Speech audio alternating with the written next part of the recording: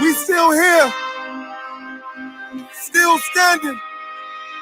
UPK, we never left the building. Commanding General Yohana, you know, wow. Check it out. Rolling to America. Seize everything and bring these crackers to their knees. I need everything and I do mean everything. I know they don't like us. Go ahead and try us. Don't make me call upon the Lord and put this earth on fire. I'm only getting better and I'm only getting higher. And you are getting weaker. That's why you cannot beat us. I know you do not like us. We don't like you neither. You win against the grain. You should be ashamed. You win against a king. Let's just call it treason. Can't wait for killing season. All that shit that you be preaching. Let me see if you believe it. They say they can't be touched. Well, I'm about to put my hands on them. No more missing nice guy. I gave that spirit up. Lord, give me strength so I can tear this city up. Babylon is falling, but it's just not fast enough. Angels with a nigga, so you niggas cannot touch. Ooh, this shit not adding up. Fucking raise it up. Listen to them devils while you let them gas you up. Yeah. Said I pray that you understand. I said I pray that you understand. This shit not adding up. Fucking raise it up. Listen to them devils while you let them gas you up. Said I pray that you understand.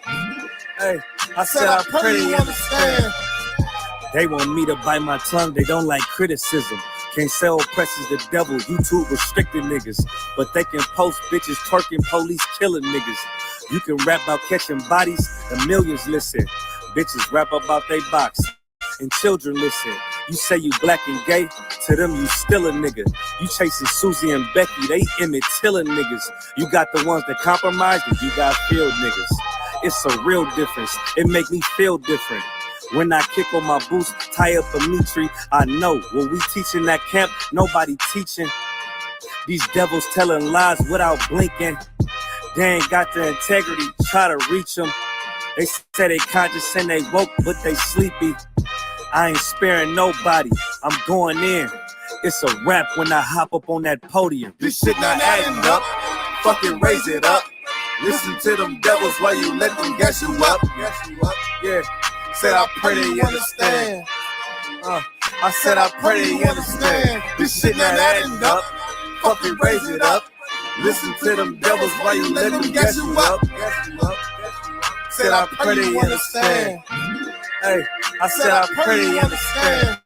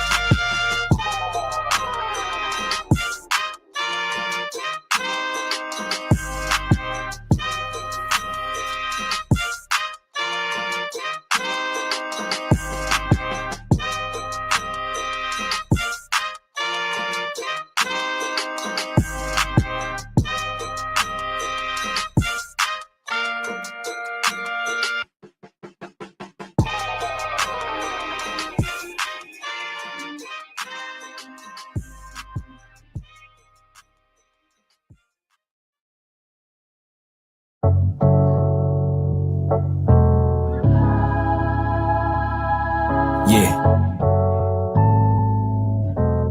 1 2 1 2 1 2 1 2. One West hitter, big steppin', Katazai, roughly translated lethal weapon with the Danny Glovers for the fingerprint covers. Type of niggas start beef just to see your true colors. We don't want no cowards, and I'll spin that block for your cover.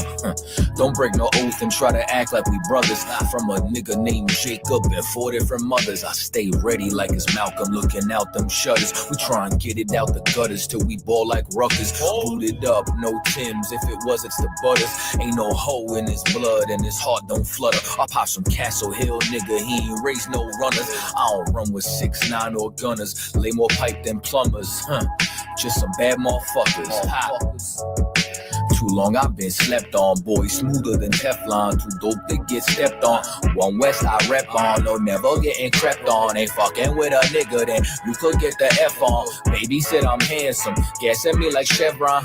I ain't take no losses, if I did, I learned a lesson. I just keep it pushing, ain't waiting for you to catch on. Motion, locomotion, without the pills or the potion. Outspoken, man, this nigga is always causing commotion. Son of Joseph, just try and build us a Goshen. From here to Boston, a nigga is fucking awesome. A blessing if you caught and put that pussy in a coffin. If it ain't UPK, you niggas ain't important. Started living life as soon as I took my portion. Type of smoke we pull up and these niggas started coughing. Choke artists, swallowing, wallowing. Xanax and a Klonopin. Sensitive ass niggas be crying over ad hominems on foe in them grave. None of these niggas brave. None of these Christians saved. All of you niggas gay. Fake ass niggas try and walk the road that we paved. Try and skip the toll roads. Can't pay the price that we paid. Boots, beards, and the braids. A few stresses and grades. Living the last days. I showed them it ain't a phase. Through the furnace of affliction. Through the fire unscathed. Walk through the furnace of affliction. Through the fire unscathed. Nigga. Look, I ain't talking about my jewels when I say I'm juice. Sucker former lion said, hey, I just saved me some room. They pick and choose. That's the difference with me and no dude. That ain't my bitch, let she say the salute. I got a rib, but every entree come with a side. You think you fucking with me, you found comfort in lies. I be weary of these niggas, they come to divide. I stand on business like politicians tucking their ties. They say it's hate when they see careers starting to die. But I'm the type to still press behind enemy lies. I ain't afraid to lift the eye like my name was Rahab. Go with them if you nervous about picking a side. Let God fix it, if I do, I'm gonna end up in cuffs. I ain't letting shit slide, I'm petty as fuck. Yeah, they wanna hash it out, but the damage is done. They afraid to pick up the phone when I'm calling they bluff. Yeah, I'm the GOAT, no Capricorn. They already know I'm UPK, what you asking for? Took so many ills, why y'all even keep track of score? You got the right nigga, you ain't know I'm a man of war. Fuck these niggas, I swear they got more issues than Vogue. They always saying it ain't like that when you catch them alone. I ain't playing tug of war with no internet trolls. You got my low, it's an issue, come address it with smoke. Oh man, got them checking for posts. What a coincidence. Me and my niggas hate it the most. Throwing salt and pepper till your little king get choked. Did my homework on all you niggas being some hoes. Stuck to the code, might as well wear purple and gold. I'm as solid as they come, I ain't breaking no oath. Not to zob me, stand firm. I don't bend, I don't fold. To Christ's return, I'm a thug with my woes. Whoa.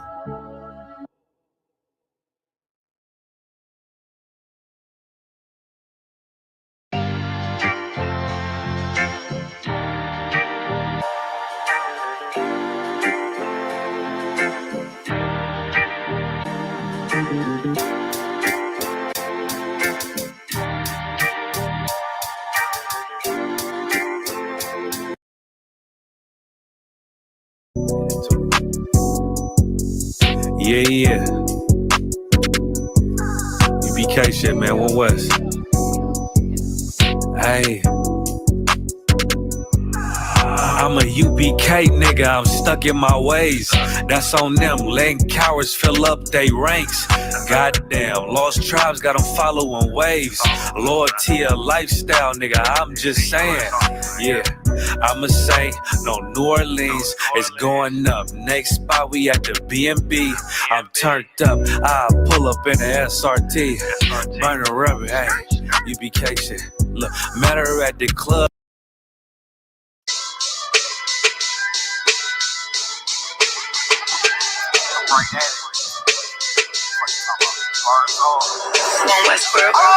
Hear the hunger in my voice, they used to tell me to speak up. The problem wasn't what I was saying, they couldn't keep up. Instead of moving around with some patience, they tried to speed up. It got colder than a bitter bitch, found me a way to heat up. What's a favor for a favor if we all didn't make it? Kept it 100 with everybody, but they just won't change. I ain't get caught up in the hype, cause I ain't feel like I made it. Couldn't picture me here now, but here's your moment to frame it. And I ain't never understand that self-entitlement spirit. I felt your vibe, I don't wanna get near it. Before I made the appearance, I took a second, took a look in the mirror. This God law, the only thing that I fear. Y'all got me fucked up. It's all passion, it's tradition, it ain't fashion. There's no action. action. They make threats and it's still passing. I think massive, no respond, that's still tact. Y'all should quit rapping. Cheap shots, I'm cinematic. I ain't average, I'm an overdose fanatic. I go, you lose and win like asthmatics. I'm not first, that's automatic. I'm the best in my division. In the ghetto like the pigeons, in the hood like the engine. You a bird for that chicken. I don't fake split decisions cause my mind made up, nigga. We in the end of time, but my time ain't up. Now when I was young and running wild and wide-eyed like a cabbage patch, I had to get it as vivid, adapted to my habitat. It's certain shit I won't do, certain shit you can't prove. My shit sound like a payday, yours like more when the rent. If I had $1 for every dime you counted, I would be broke. Watch it be close, got a better chance, boxing the goal. And they know I'm raw, and they know the squad, and I'm feeling lost, still in charge. I don't make it follow, I follow the law. Standing tall like they on Mars. I just got a call from my bro, he behind the wall, he told me let it off. Niggas lying for some cat, I got a different line in me. Everybody intimidated, I got that guy in me. You can focus on the downs, I'd rather keep my nine with me. Help me get this off the ground, just know you won't fly with me now. I try and make the news, I ain't playing by the rules. I've been trying to play it cool, but that ain't gonna be the living. Y'all out here looking like fools.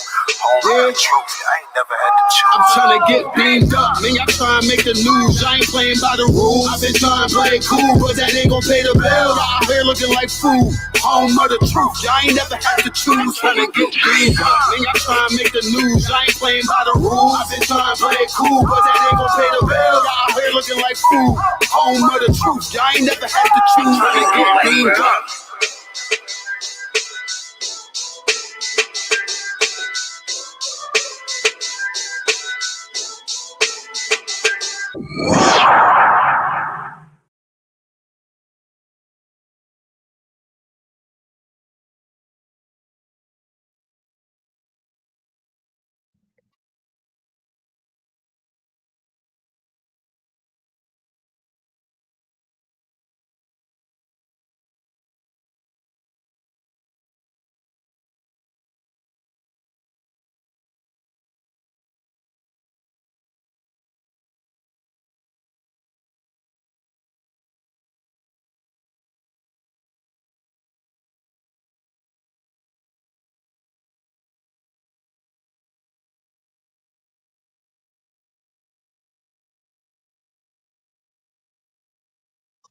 Oh, Salaki, y'all couldn't hear me.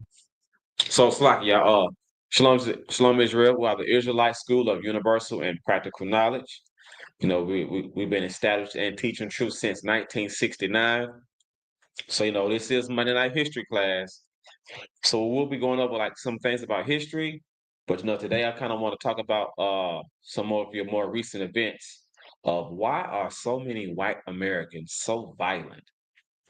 Of course, we will be talking about Charlie Kirk, but I'm also want to bring up something that most people don't even realize what happened. Something that got overshadowed by the untimely departure or deletion of Charlie Kirk.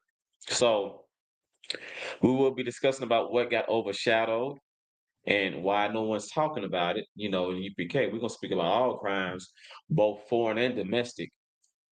You know, we're gonna let people know about how things should be and why things are that they are, and how to prevent the next. That's the main thing. We're gonna always try to show you how to prevent the next. How can we establish uh order? How can we establish order amongst the chaos? How can we make sure that we are prepared to deal with the onslaught of our oppressors? So, like I said, if you got any questions or comments, you know, just type in your questions. You know, I answer your questions. You know, how Jim Hammond say, we solve all your problems, and we'll go from there. But first, we're going to be discussing Mr. Charlie Kirk. So for those y'all who don't know, I got a couple articles up. I wanted to try to find some of the videos of him being debunked, but I'll just pull out some of the ironic words of him, the irony of it behind it, and then we'll go from there. Then we'll go into like another article, then we'll go into a couple videos, and that'll be it. I know last week we talked about mass shootings and how we got to start holding the LGBTQs or the Rainbow Coalition or the Rainbow Mafia, you know, the LGBTQIA plus, start holding them accountable for some of the people that commits crimes amongst their community. So in essence, I think they might just get their whole demographic. Like you got black on black crime, you got white on white crime, you got Asian on Asian crime, you got LGBTQ crime versus LGBTQ and everyone else. And that's something else we got to talk about as well. Let's talk about the LGBTQ crime and like how violent they are. We'll go into that too because I didn't have the statistics ready what I'm about to say. I just thought about it just now, but we're gonna go into the maybe in another class or two the statistics about how violent the LGBTQ is.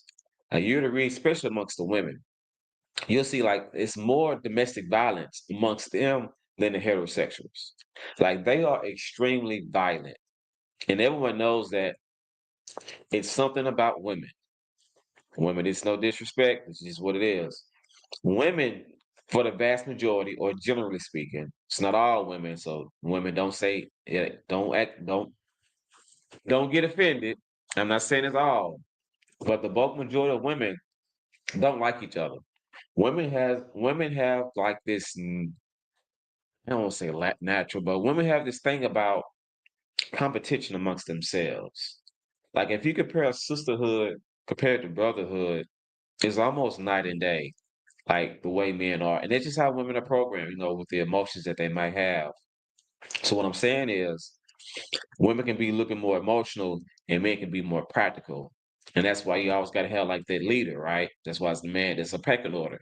Could you just imagine women without that pecking order, they dating each other? How violent that would become? Oh man, it's extremely violent. They are extremely territorial over each other, and crying over petty things and being extremely emotional over nothing.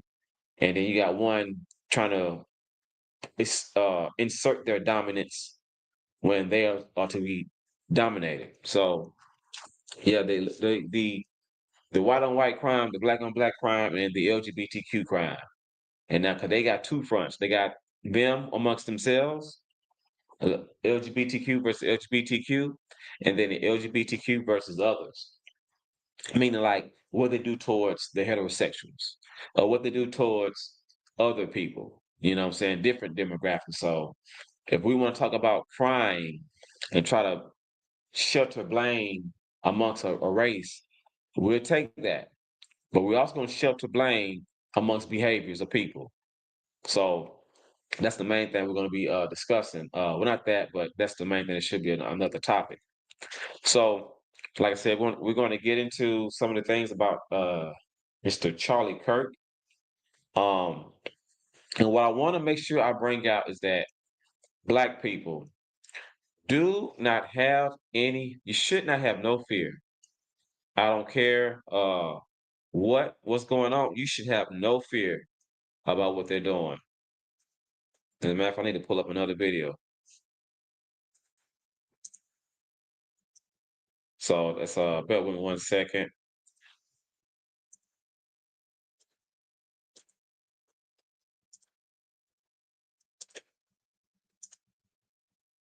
I can type kind of fast, huh? But yeah, so while I pull up this video, I'm gonna continue talking.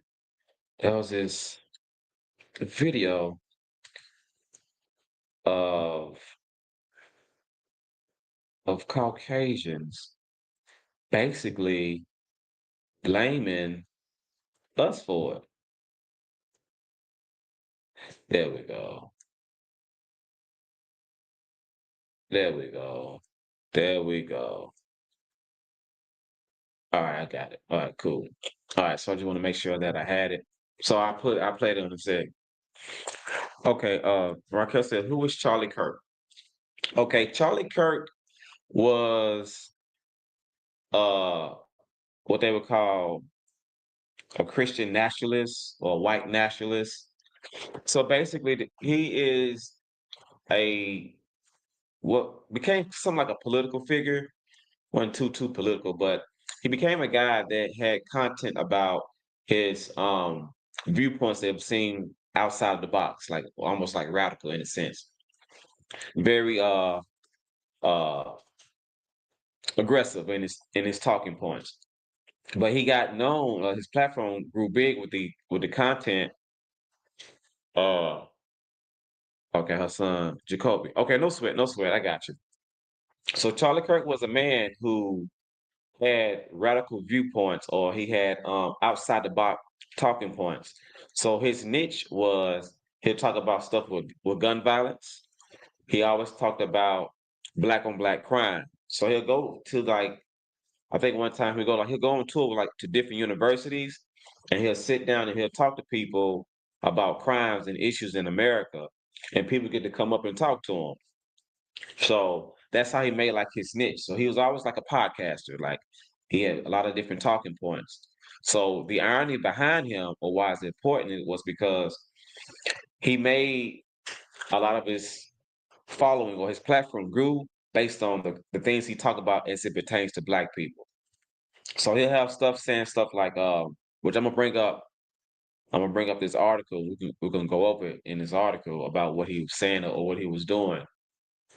So basically, he was just a regular man who started talking about the crimes that certain people do, and he'll bring in Christian idolatry. He'll bring in stuff about Christians, and he'll bring in stuff about the Jews. He'll talk about the white side of America, and he'll talk about right as in RIGHT, the right, and left as in Democrat and Republican. So he was very outspoken with his views. So a lot of people wanted to debate him, and that's became his niche. Everyone wants to debate him, so he'll go on tour and he'll let people come up, ask him questions. He'll dialogue, go back and forth, and that's what it would be. One of the main things that he would say, as a matter of fact, I'm gonna just go ahead and start sharing this tab, and I go ahead and add it. So I'll let you hear what he was saying.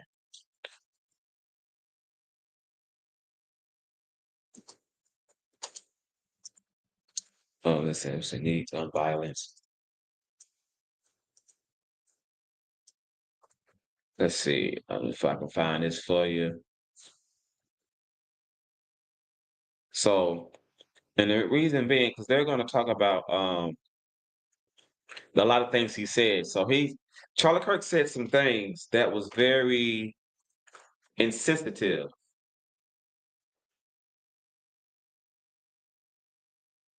And so I'll play one for you, so you just get an idea of who this man was. Let me see if I can find a fuller one. So I'll play a fuller one for you, and I'll chop it up as we get into this. Let's see.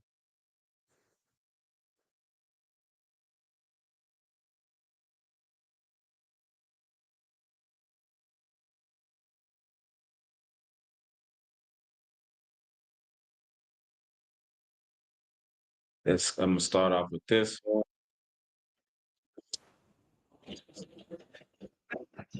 Bear with me one moment. Get rid of this ad. Dismiss.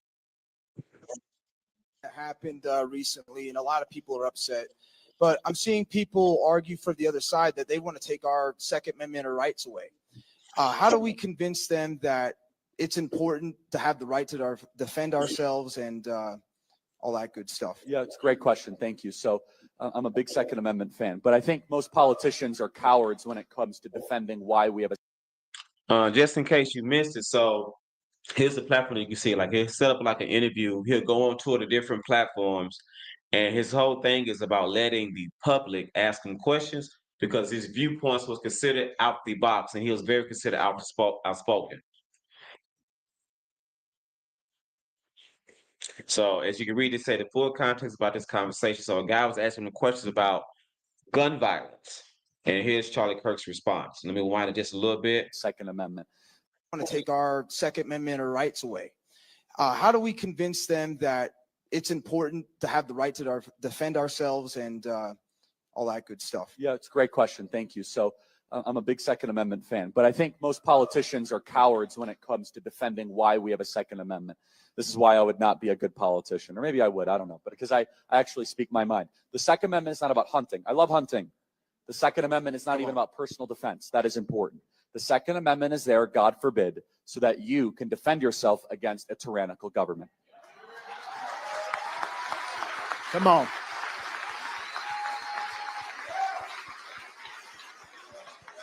And if that talk scares you, wow, that's radical, Charlie. I don't know about that.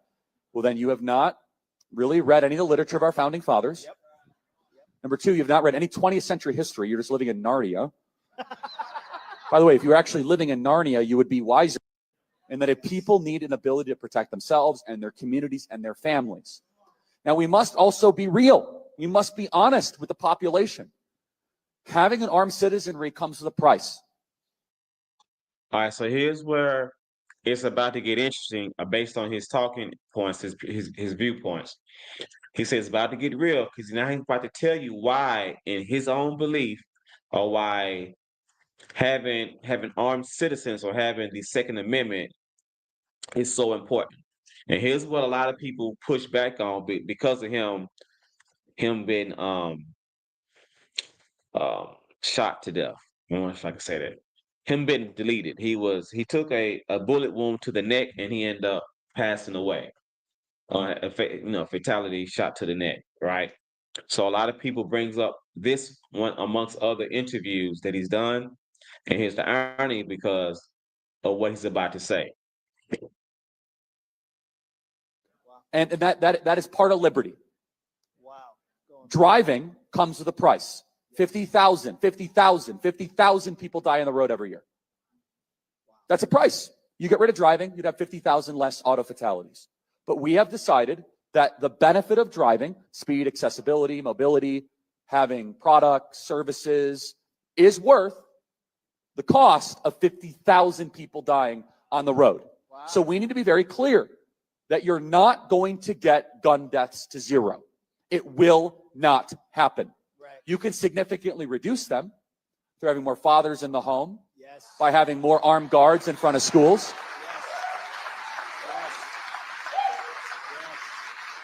Yes. Yes. We should have an honest and clear reductionist view of gun violence, but we should not have a utopian one. You will never live in a society when you have an armed citizenry and you won't have a single gun death. That is nonsense. It's drivel. But I think it's worth it. I think it's worth to have a cost of, unfortunately, some gun deaths every single year so that we can have the Second Amendment to protect our other God-given rights. There it is. He said it is worth the gun deaths in America in order to protect the Second Amendment right. And what people were saying about him is, you said these words, and look what happened to you. So in essence, the conversation becomes, when he said this, he did not think it applied to him. That's the whole thing. Charlie Kirk did not think that what he just said right here in his interview, he didn't think that it applied to him. So the gun deaths that he said it's necessary, he never thought in a million years that it would have been him. Coincidentally, him saying gun deaths are necessary to keep guns in America, to protect the Second Amendment right, as in the right to have firearms. Now, look what happened to him. So that's who your Charlie Kirk is. And as a matter of fact, let me go read one of these articles about the 5 rooms about Charlie Kirk fact check.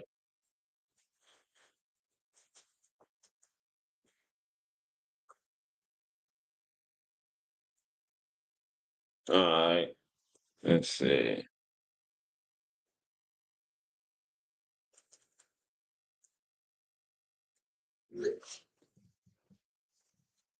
In the moment of Charlie Kirk's fatal shooting yesterday, social media lit up the rumors about the conversations that he had. So here's one of the things he says.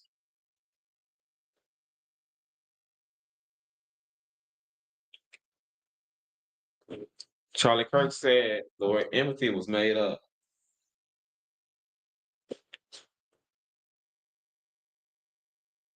So like 1 second.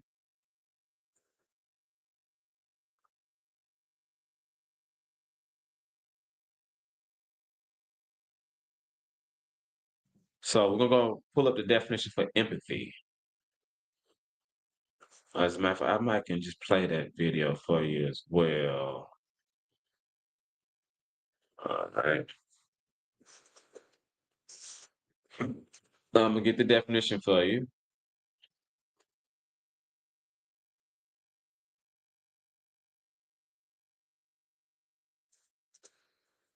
Let's go to definition, empathy. All right, so Charlie Kirk says that empathy is made up, right? As I'm gonna go over that. Give me 1 second. I'm gonna try to find the video of him saying it.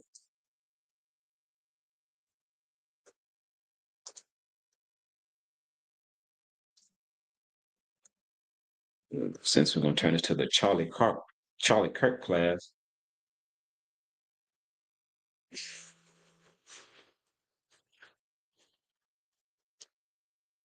Let me add this to the queue. So we ain't gotta just, let's see, share this tab instead. It's all about empathy and sympathy. I can't stand the word empathy, actually. I think empathy is a made up new age term that does a lot of damage, but I ain't want to play that one just yet. So that's what he says. He feel like the word empathy is made up. We should get rid of it.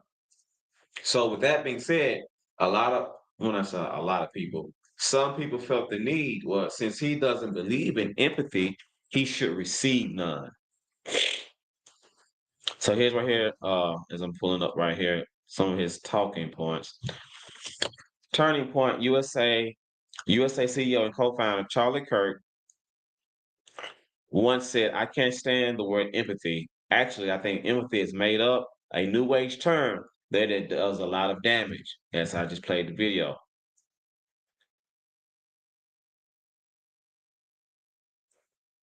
So just a little bit more of his context on his Charlie Kirk show, October 12, 2022. Also include him saying he thought empathy was very effective when it comes to politics and that he prefers sympathy over empathy.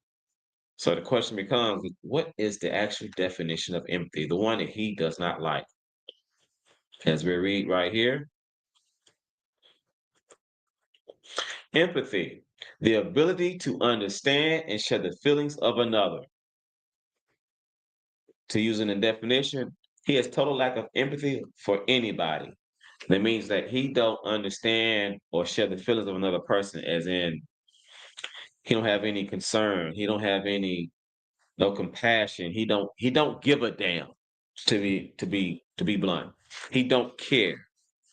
Don't talk to him because he don't care. He won't help. He don't think you should get any help.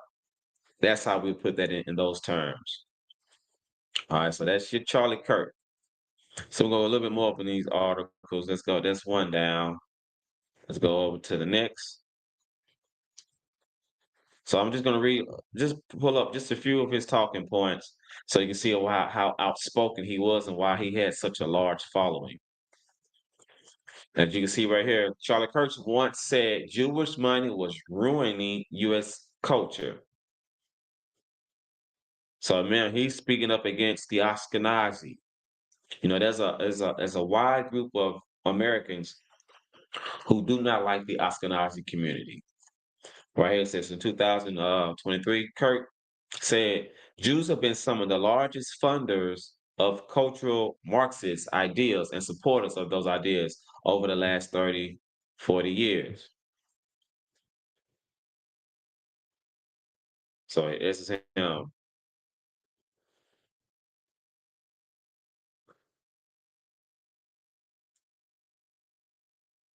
So here's one. Here's a context about it. It says in the fall of 2023, after Hamas attacks Israel, Kirk said on different episodes of his podcast, The Charlie Kirk Show, that the Jewish dollars were funding Marxist ideas in education and policy and contributing to opening the borders. Culture Marxism uh, has long been an anti-Semitic trope.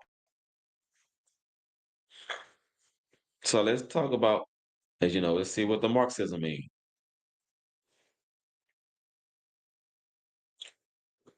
All right, so we got Marxism right here, political, economic, social theory.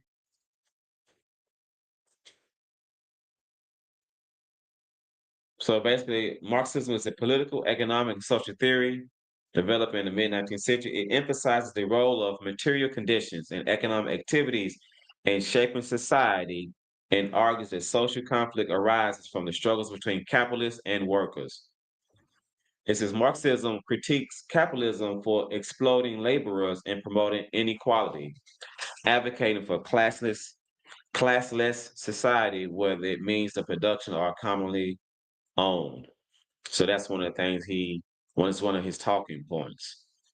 All right, so I'm gonna go over just another one of his talking points. We'll go over the 5 rumors or 5 talking points about Charlie Kirk. And this is this is his actual last words. So for those of y'all who don't know, he was in one of the whitest states at a white university surrounded by predominantly white individuals. Someone come up to him to ask him a question about, violence, as in like gang violence could be considered mass shootings. So or they asked him about mass shootings, and then he brought in gang violence or black on black crime, because that's one of the things he's always talking about. He always want to talk about what black people are doing. He always want to talk about how we live our lives instead of just answering the damn question. So let's see if I can find that for y'all.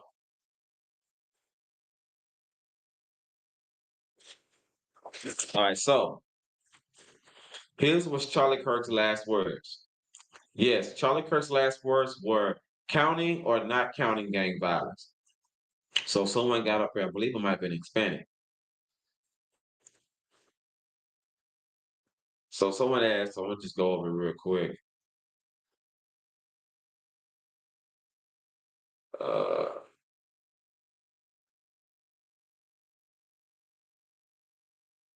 so I'm gonna go over the context and I'll go over like the transcript. Let me make sure y'all can see this. Bear with me 1 second. Oh, shucks. Hold on. Oops. Share this tab instead. Go to this. All right, cool. It's back good. All right. It says Kirk was answering a question about mass shootings during a debate with an attendee during an event at Utah College right before he was shot.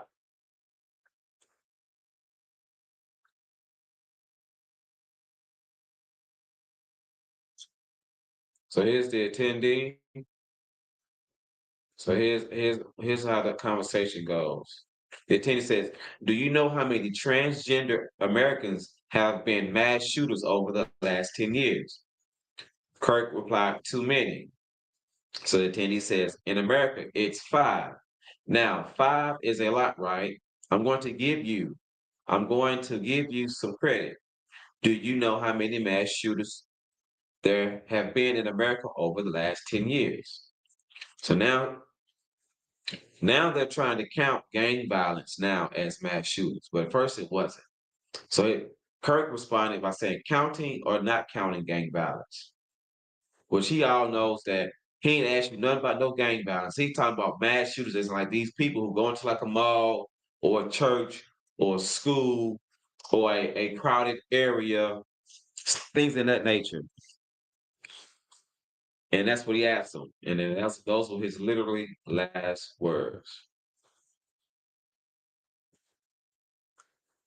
All right. So again, so just so you can understand, like he was a conservative and activist, and he had like his own show on YouTube, or whatever he streamed, stuff like that. And that's how he got majority of his following. All right. Which we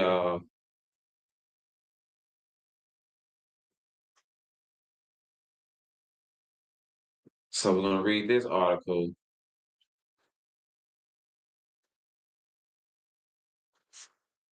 All right, so Paul Pulaski attacker.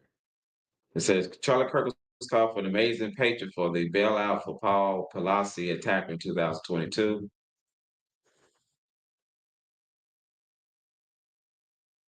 It says the turning point. That's what one of his shows was called. And co-founder Charlie Kirk once said about the attacker of former U.S. House Speaker Nancy Pelosi's husband, Paul Pelosi. Why was he not being bailed out? By the way, if some amazing patriot out there is in San Francisco or the Bay Area wants to really be a midterm hero, someone should go and bail this guy out.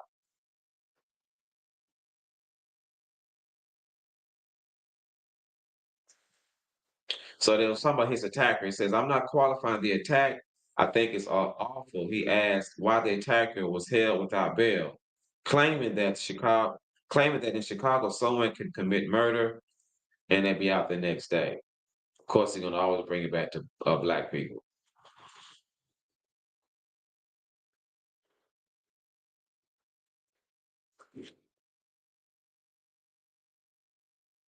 It says when Nancy Pelosi's husband was beaten with a hammer, Charlie Kirk encouraged his audience to post bail to the attacker.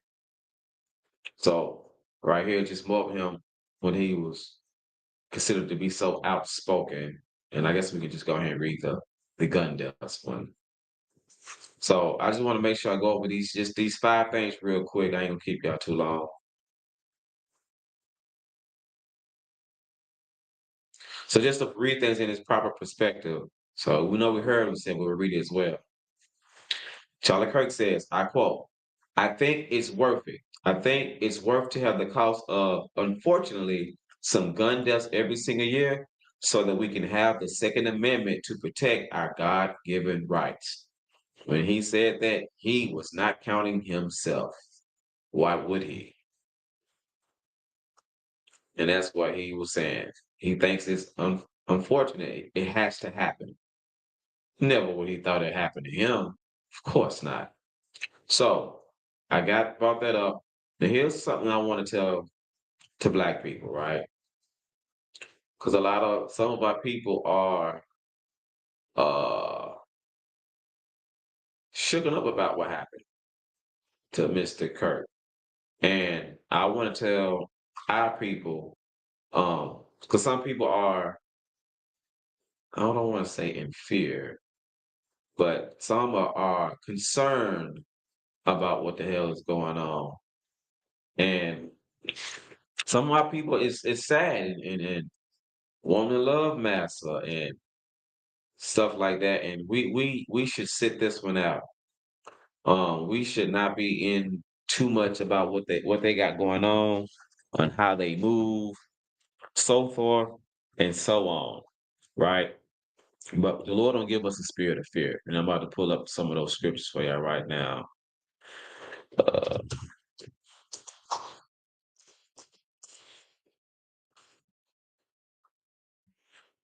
Which one I want? Where's my Bible app? Someone took it off here.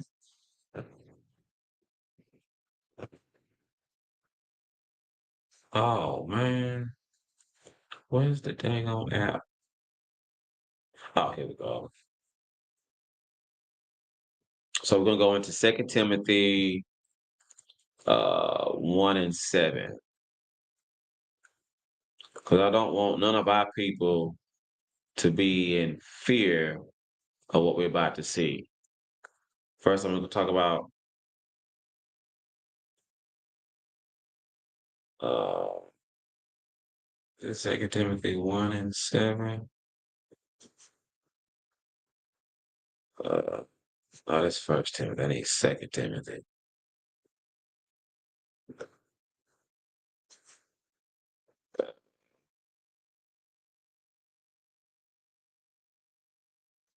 And I'm about to explain why. So this is the book of 2 Timothy chapter 1, verse 7. For God hath not given us the spirit of fear, but of power and of love and of a sound mind. The Most High didn't give us the spirit of fear. So when we see videos like this of our oppressor rallying together, I'm about to hit play. Fight back! White man, fight back! White man, fight back! White man, fight back! So let me his face on there. When they saying white men fight back, they automatically is turning towards blacks, Hispanics. We've done nothing to Charlie Kirk. When y'all see them rallying together and they're getting their arms together and they're going to mobilize, we should not be afraid. The Most High did not give us the spirit of fear. Let them rally all they must, all they want with all their might. Let them say, white man, fight back, because we ain't fighting. Let them gather themselves together and have a proclivity for war. Let them gather themselves together because that's who the hell they are. Do not get involved with them. Do not fear this. I'm going to start it over a little bit and I'm going to the next. Fight back! White man, fight back! White man, fight back! White man, fight back! So let me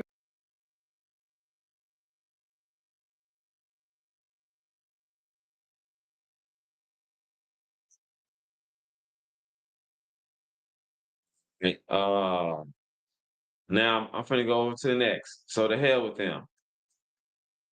Imagine being able to build an app with your name on. Bear with me one moment. So, since we're talking about violence, I want to make sure I talk about this real quick. So we all know about the passing of now Mr. Charlie Kirk on 9/10, right? I'm about to show y'all something else that happened and nobody's talking about it. For those of y'all who don't know, there was yet another school shooting, yet another one at a Colorado high school, at Evergreen High School. All right. So we're about to go into it because the Charlie Kirk overshadowed this. No one's talking about 9/11. No one's talking about another school shooting. It was overshadowed, and this is what we're seeing.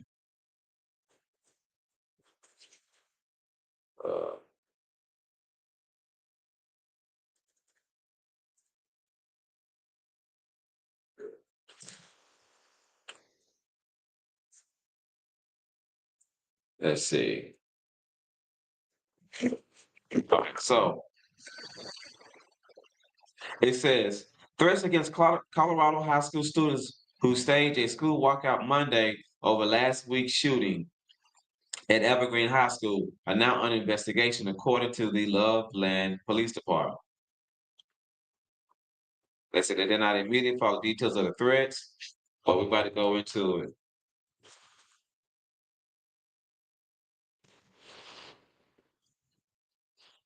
It says, while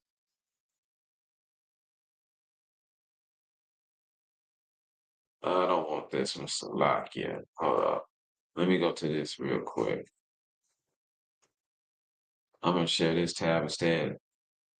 We're going to go to it. Begin with the latest on the Evergreen High School shooting. Tonight, we are learning more about one of the victims. We are hearing from one of his close friends. I'm glad you're with us as we wrap up this difficult week. I'm Shannon Ogden. And we're also learning about new details about the shooter's alarming online activity in the weeks before the shooting. Denver 7's Ryan Fish joins us live in the studio. Ryan, let's start with some encouraging news tonight. We could use that. The conditions of both these victims have improved. That's right, Shannon. According to St. Anthony Hospital in Lakewood, one student remains in critical condition but is now considered stable. And we're told the other student at Children's Hospital has improved from critical to serious condition. And this is 18-year-old Matthew Silverstone, one of the teens who was shot this week. The other has not been identified. We've not been able to confirm who is at which hospital, and Matthew's family, understandably, has said they want privacy as he recovers. Tonight, I was able to talk with Matthew's friend Mason, who is now at Colorado Mountain College's Spring Valley campus in Glenwood Springs. Mason calls Matthew understanding, always willing to crack a joke, and always himself, no matter what. He says it's been tough watching this happen from afar, but that he, his friends, and the whole community are rallying behind Matthew and his family right now. Matthew's parents, All right, so what we got is yet another school shooting. Another one from one of Esau. Let me see. All right, so this is according to USAtoday.com. Of course, you know what happened in Colorado. Colorado high school shooting update. 2 teens hurt. Officials identified the shooter.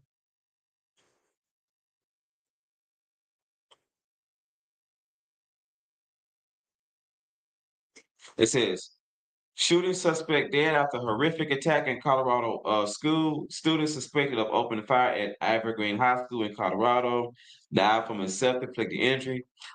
He unalived himself. Yeah, he took his own life. It says 2 teenagers are in critical condition after another teenager who has since died is suspected of opening fire in Colorado High School, according to authorities. The suspected shooter has been identified as Desmond Holly and Jackie Kelly, spokesman of the Jefferson County Sheriff's Office, during Thursday on 9/11 news briefing. On Wednesday, September 10th at 12:24, while some students were at lunch in the Jefferson County Sheriff's Office, received reports of a school shooting at Evergreen High School located about 30 miles southwest of Denver, where the shooter, armed with a handgun, fired shots inside and outside of the school. The male student who opened fire died from self-inflicted injuries. The Jefferson County officially stated on post on Twitter, which is X. It said it didn't appear that officers fired any rounds, Kelly said. Following the brief lockdown, the high school, which serves approximately 900 students, was declared safe by law enforcement. Says the FBI is ongoing with multiple other agencies involved. The point I'm bringing out was another school shooting had happened, and nobody heard a word. Nobody heard anything. Let's see what he says. Faith and freedom and family and virtue and patriotism and I've given that I think the best way to honor the memory of Charlie Kirk is to live. Look at this. And they're still talking about Charlie Kirk. So we're gonna go to the next, back to this video. And as they talk more about what's going on.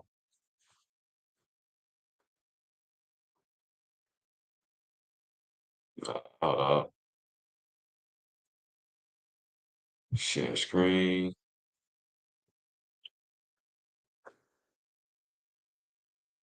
they weren't ready for this. Matthew has a single mother, and to deal with this and having 2 other kids alongside Matthew, that's got to be absolutely horrible for her. Now, the Jeffco sheriff tonight is asking all students and staff who left personal belongings at the school to come collect them on Sunday between 11 and 5. And Jeffco Public Schools tells me Evergreen High School will remain closed on Monday. And the district says they are, quote, working on a plan for the rest of the week. Gosh, what a time. So I'm about to go into some scriptures. So we're going to some scriptures. We'll go to Deuteronomy 33 and 39. The book of Deuteronomy 33 and 39.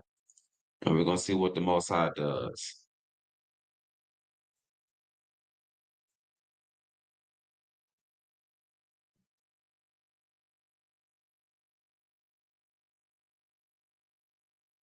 Slovakia. Is it 33?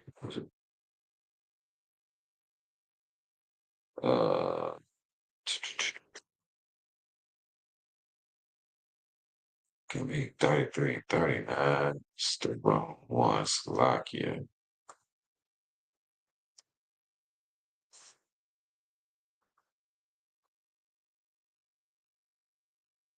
Let me pull it up. What is it?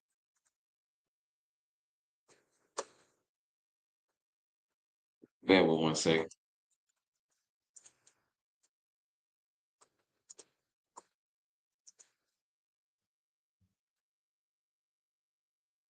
30 Salaka.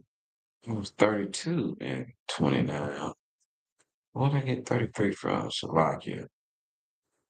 33 and 39. This is the book of Deuteronomy, chapter 32, verse 39. Salakia. So for people talking about all the death that's going on, let's understand this. This is the book of Deuteronomy, chapter 32, verse 39. See now that I, even I am He. There is no God with me. I kill and I make alive. I wound and I heal. Neither is there any that can deliver out of my hand. So, no one can deliver themselves outside the Most High's hand. None of them. Not one can deliver themselves outside the Most High's hand. So the Most High decides who bites the dust and who doesn't. That's the Most High picking, and that's the Most High's choosing. That is the Most High's doing. You understand? So we don't want nobody to be in fear about what's going on. What you should do is get yourselves together. All right. So I'm gonna go over. I'm gonna get another. Go to another verse of Zechariah 11, chapter 11. All right, and we'll go to verse 5. Let me check the stream. All right, Khan. Still in here. Salakia.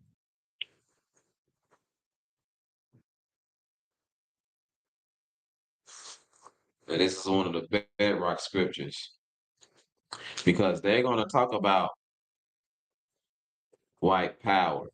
Remember this right here. All about empathy and sympathy. I can't stand the word empathy. Actually, I think empathy is a made-up New Age term that is. So remember, he's talking about he don't care about empathy. It's a made-up term. And this is what we got. This is the book of Zechariah, chapter 11, verse 5. Whose possessors slay them and hold themselves not guilty. And they that sell them say, Blessed be the Lord, for I am rich. And their own shepherds pity them not.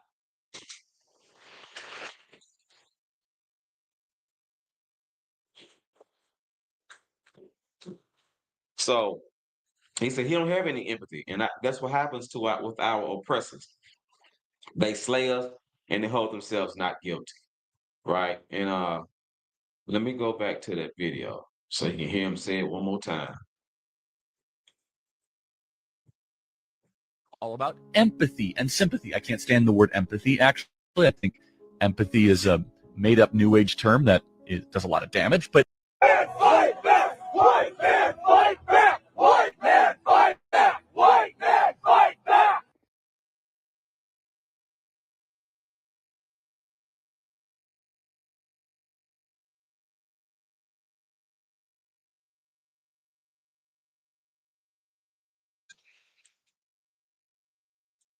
So this next video I want to bring out, because remember I posed the question. I posed a question in the stream about white violence. Why white Americans violent. So in this video, there's a psychologist who's going to break down why white Americans are so violent, which they're just children of Esau, which we got to know about his perpetual hatred towards God's chosen people. But I wanted to show you the psychologist version, all right?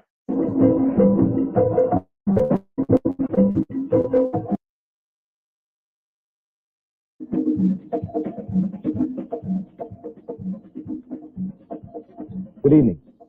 Last week we analyzed Christianity, history, and education. This week we will discuss culture, colonialism, and psychological development in part 2 of a black paper on white racism. Again, we will analyze the intentional and unintentional effects of the institutional pattern of oppression of non-whites in America and the world. Our panelists are Dr. Alvin Toussaint.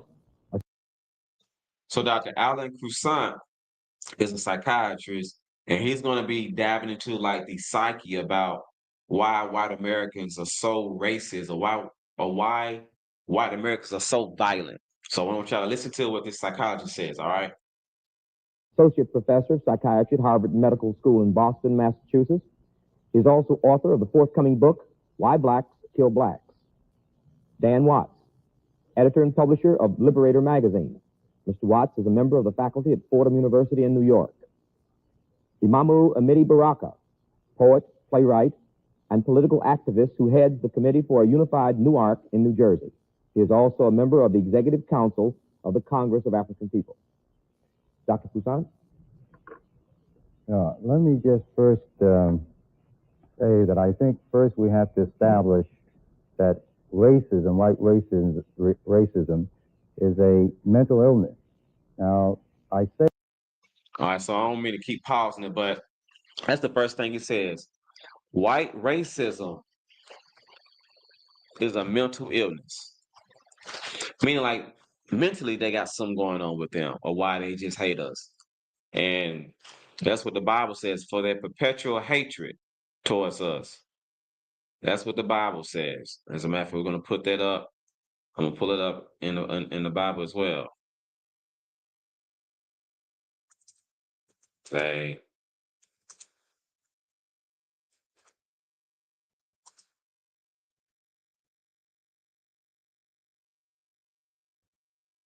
it's a perpetual hatred.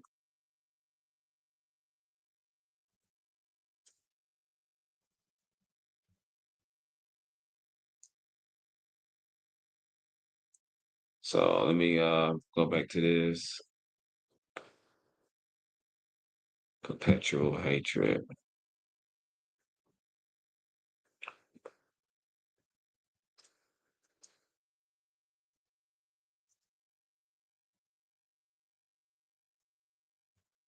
See what that is. So I'm going to pull up a scripture real quick.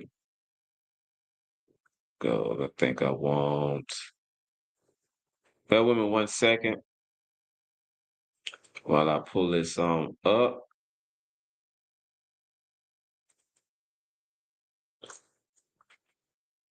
think I want Ezekiel 35. Let's go to the book of Ezekiel 35. And let me see if I want 5. I think it's 5. It's a perpetual hatred. There we go. All right. So I'm going to be going back and forth while he plays that video. Let me just read this real quick and we'll go back and forth. This is the book of Ezekiel chapter 35, verse 5. Because thou hast had a perpetual hatred and hast shed the blood of the children of Israel by the force of the sword in the time of their calamity. And the time of their iniquity had an end. So I'm going to just rewind what he said real quick and I'm coming right back. Dr. Poussin? Let me just first say that I think first we have to establish that racism, white racism, is a mental illness. Now, I say that because many white social scientists would like to define racism as something normal in the culture, as a cultural variant. And I think as long as we approach it that way, we really don't deal with the pathology of racism itself. It's like saying that cancer, because a lot of people have in this society, that cancer is somehow normal. But we know that cancer kills, and racism kills and destroys also. And it would be like defining Hitler's slaughter of the Jews as somehow normal. I think we have to face the fact that racism is a mental aberration. And I think underlying white racism is a white paranoia, a fear or a delusion that black people, colored people in the world are somehow going to destroy and hurt the white man. And it's very convenient, I think, for whites to project their impulses, their unacceptable feelings onto blacks and pretend that they are the wholly good ones and make blacks the victims. So I think that racism is something that doesn't only affect the victim, that is the black man, but also affects the victimizer, the white man, and it's bad for his mental health too, because he doesn't face himself honestly. He pretends that the problem lies outside of himself. so that this society never deals with its violence, its own perversion, its own corruption. They pretend that somehow if you get rid of all the niggers, that everything will be solved, we'll be much better off. And of course, that's not so, but that's a delusion. And it Yeah, what he said was a lie. And that's what the scripture says. We can read, like I said, we can bring up Ezekiel. We can do, as a matter of fact, I'm going to bring up Obadiah. Obadiah. Go to the book of Obadiah.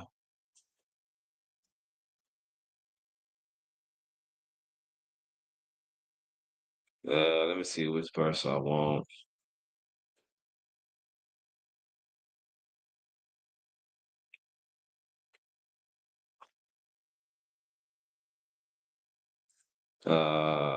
So let's go with Obadiah 1 and 10.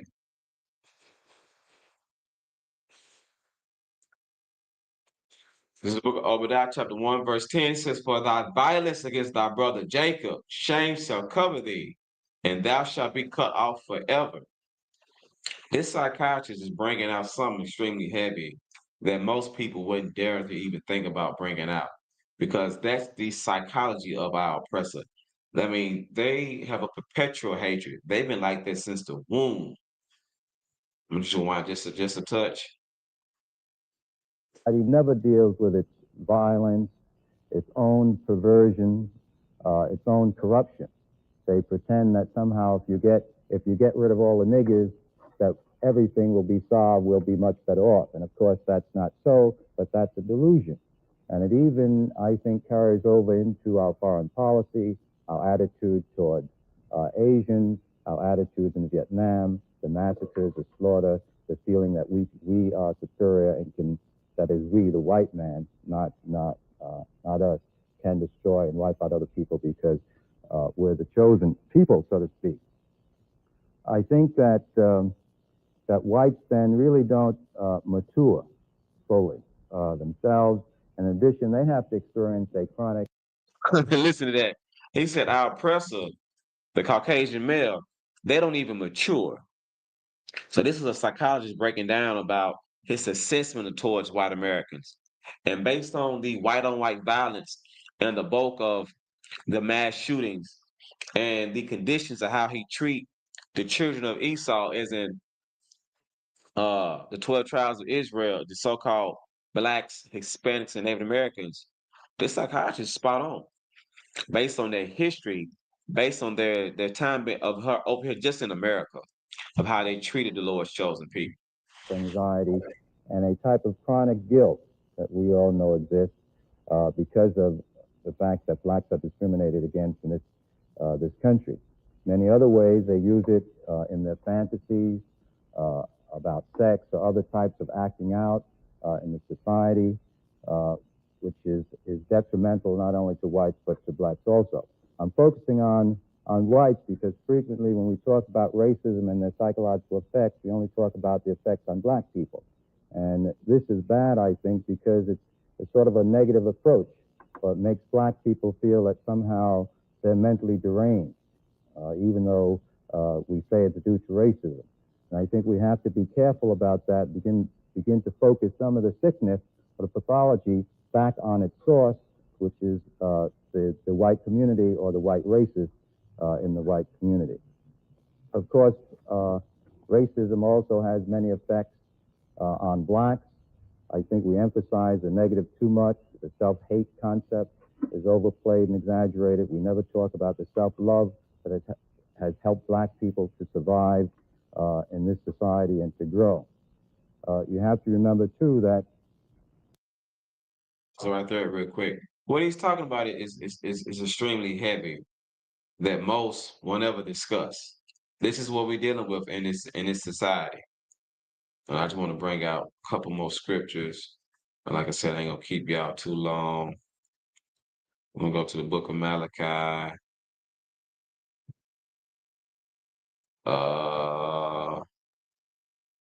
Book of Malachi 1, verse, let's see, 2. Let's see what I want.